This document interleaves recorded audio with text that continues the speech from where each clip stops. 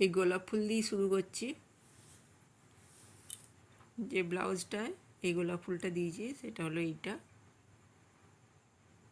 আমার একজন দিদি ভাইয়ের সিম্পল ব্লাউজ।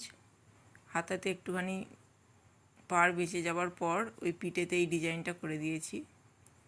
যে সিম্পল গ্লাস হাতা, পিঠটা হচ্ছে গোল। এরপরেরটা এই ডিজাইন, এর হাতাটা বেশ লম্বা এবং পিঠেতে এরকম ডিজাইন আমাকে দেখিয়ে দিয়েছিল, ছবি পাঠিয়েছিল, আমি সেইটা দেখে করে দিয়েছি।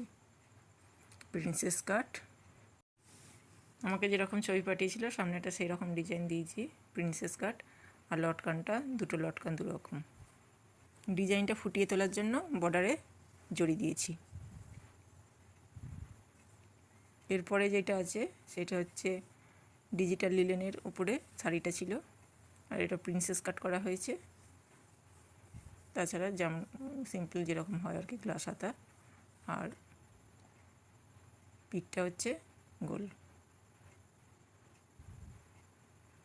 এই যে এই 3টে ব্লাউজ আমি দুদিনে করতে পেরেছি।